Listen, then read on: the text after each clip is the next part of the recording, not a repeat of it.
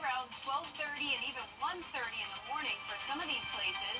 I'll have all the details on that and a look at your forecast for the week ahead coming up. Right now on News Channel 6 at 11, flooding in Columbia County. What residents in the area say is the cause of the constant issue coming up. Plus, an annual tournament honoring those who have died from gun violence. We'll take you to the event. Visual News at 11 starts right now. Live from Television Park, this is WJBF News Channel 6 at 11. Good Sunday evening to you. I'm Kim Vickers. Thank you so much for joining us.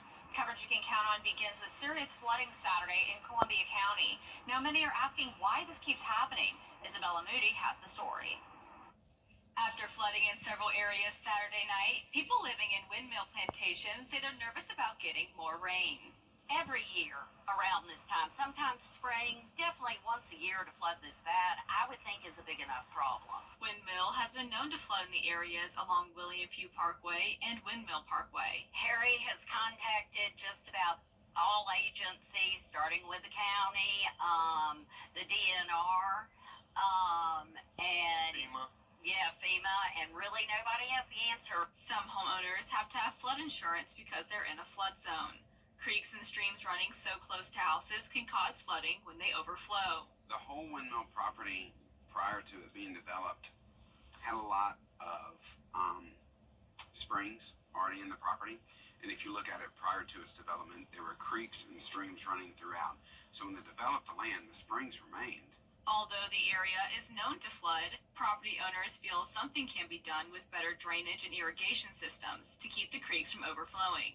I can't imagine that the county can't do something. Harry says dig the ditch deeper, clean out wherever the water ends up. Neighbors told us this was the first time they have seen flooding go up to doors and into garages. It's funny because sometimes, the creek is just barely there and slowly moving. But then when it does this, it's pretty scary. It's a matter of time before one of the houses gets flooded. And it doesn't matter if it's half an inch or 2 feet. Heading into this week, there'll be more rain, but not as much as Saturday, due to the already saturated ground that could cause flooding and small trees to go down. You can find more information on WJBF.com. Isabella Moody, WJBF News Channel 6. And we're seeing quite a bit of wind and rain right now. This is a trampoline that got lifted into the air and tangled with power lines at a house off of Tobacco Road in Augusta. This was during the severe thunderstorm that was capable of producing 60 miles per hour wind gusts. Thanks to Brianna Hoax for this photo. And this video was taken at the Circle K at Tobacco and Peach Orchard Road by Justin S. So as you can see, quite a bit of wind and rain out there. So let's send it now over to meteorologist Jenna Petracci for the weather. Jenna, it's raining pretty hard out there right now. Yeah, that's exactly right, Kim. We can hear it coming down here at the studio, and we heard it earlier when we had a severe thunderstorm warning over Richmond County. We got a bit of a break here in Augusta, but now the rain is back, and this is about as heavy as it will be for the rest of the night. So we have heavy downpours across the metro now. Up towards the north, though, mostly light rain, and down towards our southeast, light rain as well. So it's not looking too heavy, which is great news because we've already had plenty of heavy rain.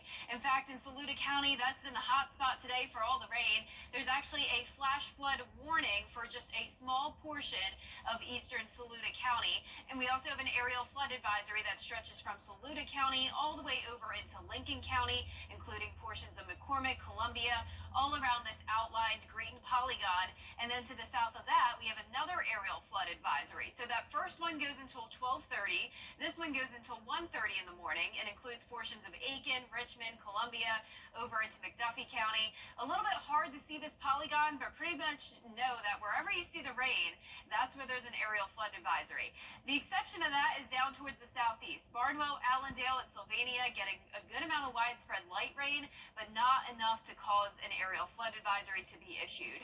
As I mentioned, Saluda County has been the hot spot today with around 5.5 inches of rain over just the last 3 hours. Also over into Lincoln and McCormick County, seeing anywhere from around 3 to 4.5 inches, around 3 inches in Columbia County, around an inch down in Richmond and Aiken. weekend. And then down towards the south, this is the 6-hour rainfall totals. We also had some strong storms come through several hours ago, impacting places like Emmanuel County, Jenkins, Jefferson, Washington. So overall, plenty of rainfall today that's led to the wind damage that we saw, and also some power outages. Still seeing those outages around Columbia, Lincoln, Saluda, and Burke County. And right now on our Terry Lambert Hyundai Skyview cam, it is very wet outside with temperatures in the mid to upper 70s and low 80s. A very muggy and wet night. Coming up, I'll have a look at the forecast for the entire week ahead. But back to you, Kim. All right, Jenna, thank you. With hurricane season coming, many people will be looking to get their homes upgraded to prepare for storms. But Georgia officials are warning people to watch out for scammers. Attorney General Chris Carr says his office has been receiving complaints of con artists who prey on the elderly, demanding upfront payment for repairs. The scam artists will charge ridiculously high prices for things like tree removal, water or mold damage, roof work, or unnecessary repairs. The AG says scammers also use fake phone calls or automated messages with AI acting like an HOA.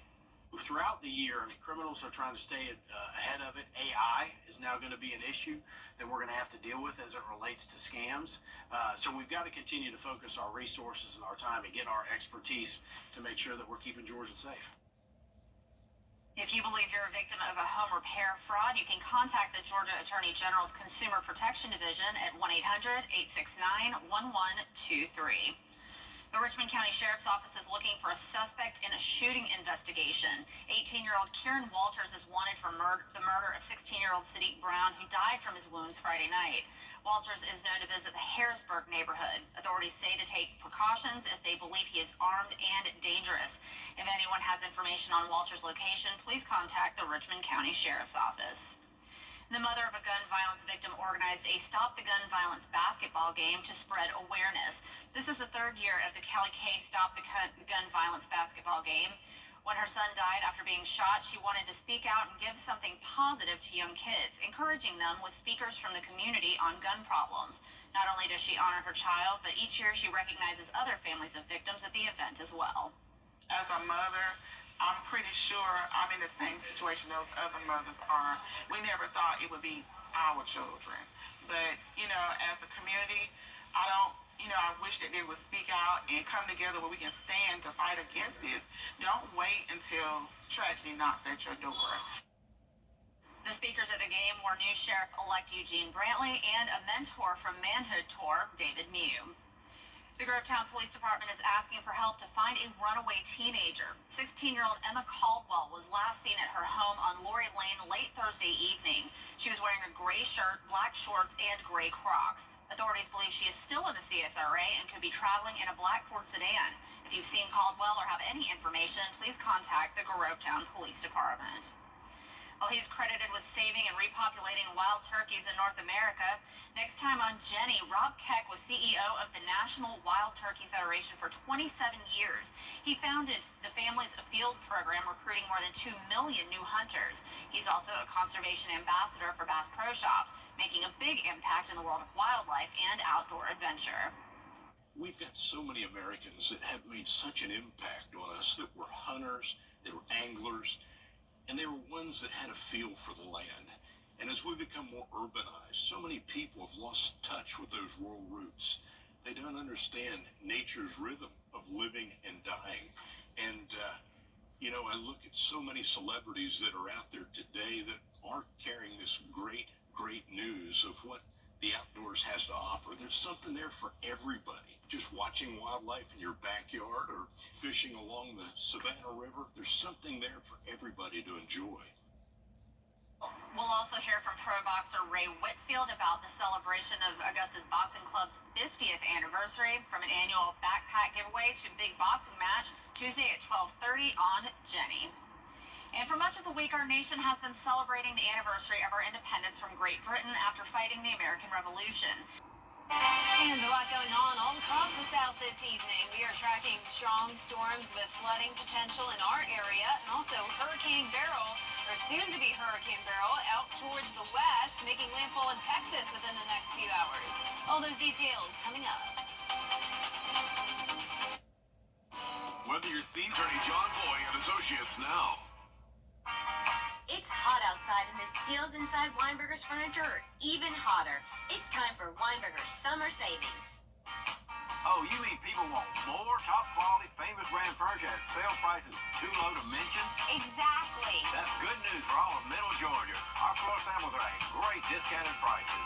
Save now on bedroom, dining room, living room, home office, and patio furniture.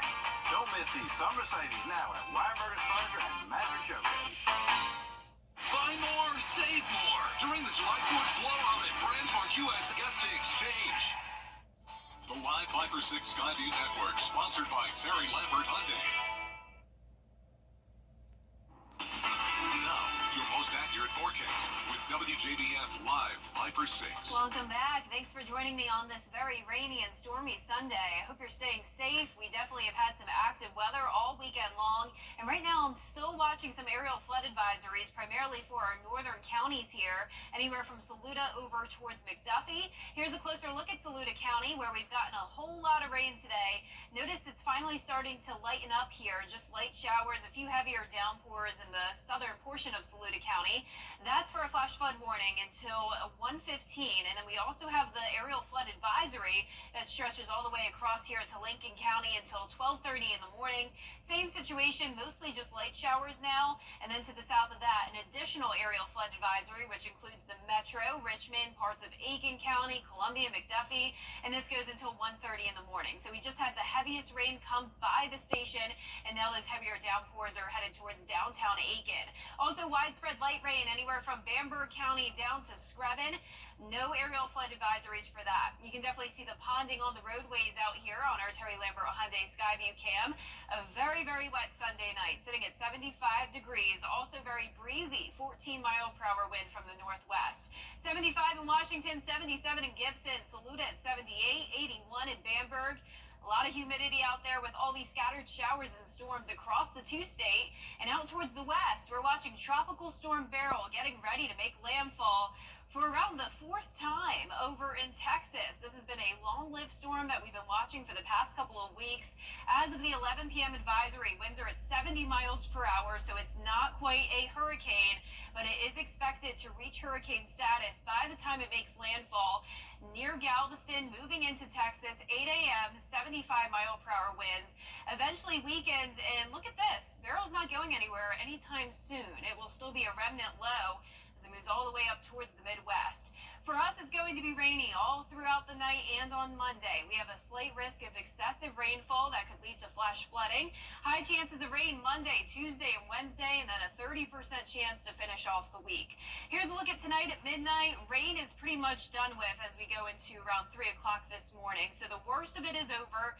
Then when you're headed out the door tomorrow morning, just a cloudy start. We'll see rain pick back up by tomorrow afternoon, spotty showers and storms, and then same thing as the past couple of nights. By the evening hours, that's when we'll have that flood potential, and then it pretty much repeats as we go into Tuesday. So a dry start to your Tuesday morning, and then in the afternoon, a few pop-up showers and storms, and then by the evening, more widespread rain moving in with, once again, that flooding potential. So this is going to be a rinse and repeat type of event over the next few days. You can see we're watching this cold front, and then of course we also have Hurricane Beryl that will be headed towards Texas. That'll be driven up towards the northeast by this cold front. For us, we're going to have the on and off rain and storms, a lot of southerly flow coming in ahead of this front. This is Tuesday morning. Then as we go into Wednesday, still a lot of rain from the cold front, and then lower rain chances as that front comes through. So some slightly drier air moving in with a northerly wind behind the front. So that's why the rain chances go down a bit for Thursday. Our lows tonight will be in the low to mid 70s, and our highs tomorrow will be near average in the low 90s. So finally, no major heat to worry about this week. Temperatures will be near average. However, the humidity will still be high with all the rain chances, so keep that in mind. And the rain chances will be the highest Monday through Wednesday, and then still a few showers and storms all the way through the weekend and next week. Well, hopefully it's not too bad through next weekend and next week, because I got a camping trip coming up, and I need it to be somewhat nice. Shouldn't be nearly as bad as what we had this weekend with the 8 inches of rain yesterday. Oh my gosh, that's a crazy. Thank you so much, Jenna. Coming up, we'll talk more on Tropical Storm Beryl, how Texans are preparing for the storm. Those details up next. B&K Ray on MeTV, WJBF 6.2. No further questions. Every day, ordinary people in the CSRA do extraordinary things to serve our community.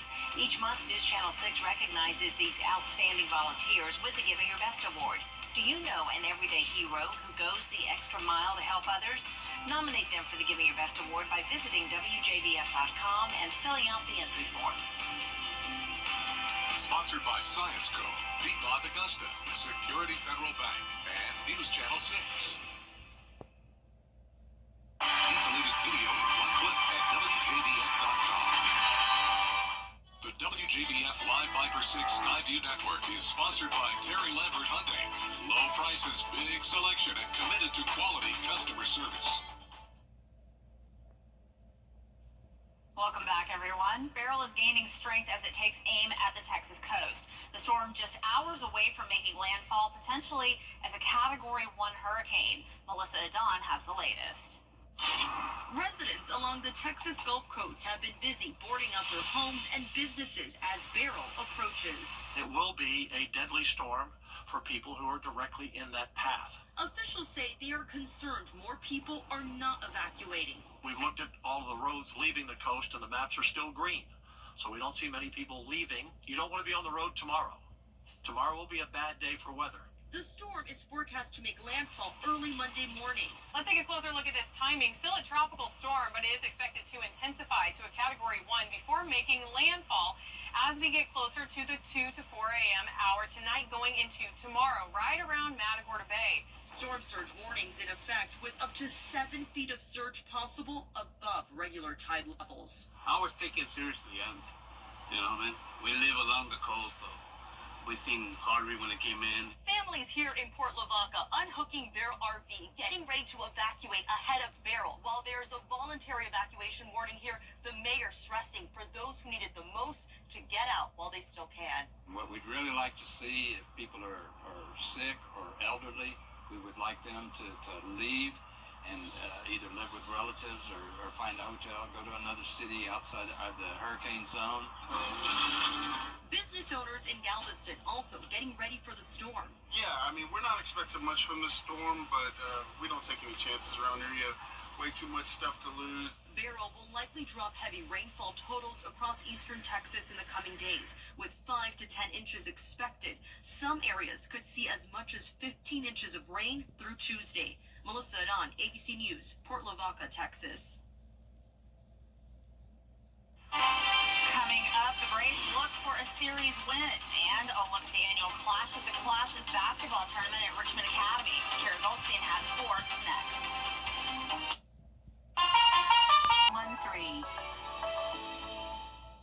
Over the years, thousands of people have gotten their hands on one. And who knows, you could be next. Win your very own Good Morning Augusta coffee mug at WJBF.com/coffee club. Sponsored by Honda Cars of Aiken. Something about the morning, makes you feel good now. You know that I love you. Good morning, Augusta.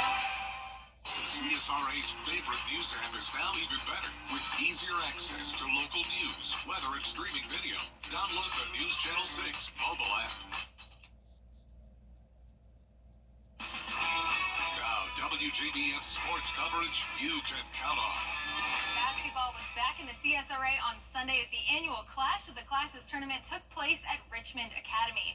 The tournament featured games for all ages, but the crowd favorite was definitely the alumni game. The championship on Sunday was played between Richmond Academy and Glen Hills. Tournament organizer David Beard spoke about what all of the events through the day were and how rewarding it was to see members of the community support his vision of giving back. Besides fundraising, we do a high school showcase. So it's to showcase the guys and the girls in high school. And then we end it with the man playing at the end to try to raise money for the schools that win and also for the school at the gym we're happening at as well. People been talking about this all week. It's hard leading up to it, organizing it, but then when you see the finished product, it's very fulfilling. And just to see these guys, especially the kids, getting college scholarships or the men raising money for their own school, putting on their jersey, it's really rewarding. It was exciting because the MVP, he went to my old high school, so in the beginning of the game, I was telling him I wasn't on my team and everything, then they put him on my team, and he led us to the victory, so I appreciate it. Marcus Curry, MVP, I appreciate it. Oh, it's real fun, man. A lot of these players I grew up with watching, players I still watch now, so it's good. It's fun. This is the 5th year of Clash of the Classes, and David said he plans to continue doing this annually to help young ballers in the community. Over in the MLB, the Braves look to close out their series against the Phillies with a win. Bottom of the second, no score. Adam Duvall up to bat with a full count. He'll send this one deep to left for a solo home run. That's just his second homer since the start of June. The Braves take a 1-0 lead.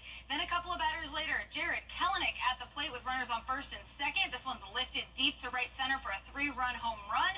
Atlanta extends their lead 4-0. Still in the second inning, Matt Olson now at the dish. He hits one deep to center for a solo home run. The Braves homered 3 times in an inning for an MLB leading 3rd time this season, but it wasn't just the bats that were on absolute fire. The defense also working very hard. 6th inning, 1-on for Brandon Marsh. He grounds one down the first base line. Olson grabs it behind his back, tosses it to Lopez at first for the out. Take another look at this. Great play by Olson. Just unreal. Atlanta gets the win 6-0. The Braves now hit the road for a 4-game series against the Diamondbacks that starts on Monday. The Chicago Street Race continued on Sunday with the Cup Series. Now that race just finished up. It was such an incredible race. Let's take a look at some of those highlights. Alex Bowman got the win. It was such a close race. The rain was really coming down. This is his first victory since Las Vegas in March of 2022, number 8 for his career. It was really rough out there, but he got it done, becoming the 12th Cup Series driver to win this year, leaving 4 remaining spots in the playoffs with 6 races left in the regular season. A huge congrats to Alex Bowman and his team. And finally, at the John Deere Classic, Davis Thompson entered the final round with a 2-shot lead at 21 under. He had a great start to the day, and then it was all uphill from there. First hole, Thompson putting for birdie from 44 feet out. He hits it well. It's going straight, and he drains it. Just an incredible putt from Thompson. Then we'll jump ahead to the final hole of the day. He's able to take it all in thanks to a comfortable 4-shot lead. He'll sink that par putt from about 2 feet, and he wins the John Deere Classic by 4 strokes. 28 under was his final score. First career PGA Tour victory, a huge moment for him. Let's get a quick visual of the leaderboard here. Thompson finished at 28 under, 4 strokes ahead of a host of golfers, including amateur Luke Clanton. Then rounding out the top 5 at 23 under were Ben Griffin and Carson Young. With the win at the 2024 John Deere Classic, Davis Thompson earns his first PGA Tour win. A huge congrats to him. That does it for sports. Celebrate your way at the Big One Sales Event. This is hilarious. So this is not a dating app ad, but an ad for one specific Colorado man, and he didn't even know it existed. Meet Chris Cook, also known as the available Denver Bachelor. Cook's brothers, Henry and Jamie, are actually the culprits behind the ad, as they've been pushing a secret ad campaign called Find Chris Love, and it just didn't stop at the billboard. It was also a whole dating profile. Cook said that he didn't believe it at first, and so far the ad's paid off. He says he's managed to match with 5 people. He's cute. Look at that. Okay, Kim. I would kill my siblings though if they My did that. goodness. Honestly, that's a great prank. I kind of want to do that to my brother. He would kill me. Yeah, Oh, it's that's- amazing, and I'm sure You're right, though, he's Kim. gonna He is cute. have the love of his life soon. Well, here's a look at Live Viper 6. We still have aerial flood advisories until 1:30 tonight, and over the next 10 days, more high rain chances with near average temperatures. That's all we've got for Matt. Please join us for GMA tomorrow morning. Have a good night.